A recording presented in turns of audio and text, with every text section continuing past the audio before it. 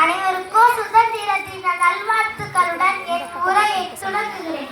பாருக்குள்ளே நல்ல நாடு எங்கள் பாரத நாடு என்று பாடிய மகாகவி பாரதியார் இன்று இருந்திருந்தால் அவர் பாடியவர்களில் பல உண்மை நிகழ்வாக இந்த காலகட்டத்தில் நிகழ்ந்து கொண்டிருப்பது நாம் கண்டு மகிழலாம்.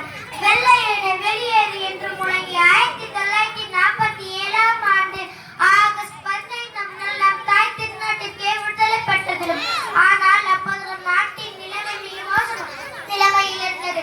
பிரிவினை, வறுமை, பசி, வேலையின்மை, ஏழ்மை போன்ற பல பிரச்சனைகள் தலைவிரித்து ஆடியபடினால் இன்றோ வளர்ந்திருந்த நாடுகள் நம்மை பார்த்து வியக்கும் அளவிற்கு இந்த வளர்ச்சி எவ்வாறு ஏற்றுக்கொள்ளும்?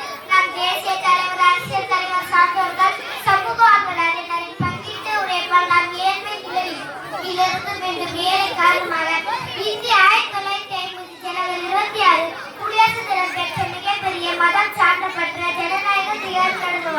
வாக்குரிமை, கல்வி, தொழில், விவசாயம், மருத்துவம், நீர் மேலாண்மை போன்றவற்றை மேம்படுத்த பல திட்டங்கள் செய்து வளர்ச்சி காண்போம். இன, மத, மொழி, மாநிலம் என்று வேறுபடுத்தினாலும் இந்தியர் என்ற உணர்வு ஒற்றுமை காண்போம். இதுவே நமது பலன். நாடு 50 ஆண்டுகளுக்கு பசுமை புரட்சி மூலம் அனைத்து மக்களுக்கு உணவு கிடைப்பெற்றது. ஏற்றுமதி செய்யவும் முடிவதற்கு பெரும்பாலான பங்கீட்டு வகித்த வேளாண்மை சுவாமிநாதன் ஐயாவிடம் மறக்க முடியாது. அணு ஆயுத கொள்கை, அது சோதனைகள் மூலம் இந்தியா பாதுகாப்பில் பொறியா என்று நிரூபித்த விஞ்ஞானி அப்துல் கலாம் ஐயாவிடம் மறக்க முடியாது. வெளியுறவு கொள்கை, அண்டை நாடுகள், உறவு மற்றும் வெளிநாடு உதவி செய்தல் மூலம் இந்தியா பொருளாதார சிறப்பு. இதன் மூலம் வெளிநாடு பல தங்கள் முதலீட்டு கொண்ட இந்தியாவில் தொழில் தொடங்க ஆக காட்டினர். என்ன வளம் இல்லை இந்த திருநாட்டில், ஏன் கையை ஏந்த வேண்டும் மறுநாட்டில் என்ற வரிகளை கேட்பவர் அறிவியல், மருத்துவம், விஞ்ஞானி, வீரப்படை பெற்றவர். விண்ணை மூட்டும் அளவிற்கு வளர்ச்சி அடைகிறோம். மருத்துவர், அறிவியல், விண்வெளி, சந்திரன் மற்றும் செவ்வாய் கிரகணத்தில் நமது சாதனைகளை உலக நாடு வியக்கின்றன. இன்னும் 50 ஆண்டுகளில் இந்திய உலக அரங்கில் மிகப்பெரிய வல்லரசு என்று மாறுவதில் ஐயமில்லை. மாணவ செல்வங்களாகி நாம் கல்வியில் சிறந்து விளங்கி சுகாதாரத்தில்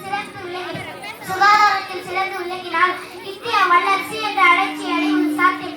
ஒளிப்படைத்த கண்ணினாய் வா வா வா, உறுதி கொண்ட நெஞ்சினாய் வா வா வா, ஏறு போன்ற நடையினாய் வா வா வா, தெளிவு பெற்ற மொழியினாய் வா வா வா என்று கூறி இந்தியாவை மேலும் அழைத்து இளைஞர்களை அனைவரும் வாருங்கள் வாருங்கள் வாருங்கள் என்று அழைத்து இளைஞர்கள் நாளை நம் நாட்டின் நம்பிக்கை தூண் என்று கூறி நல்வாய்ப்பு அளித்த அனைவருக்கும் நன்றிகளை தெரிவித்துக் கொள்கிறேன். ஜெய் ஹிந்த்.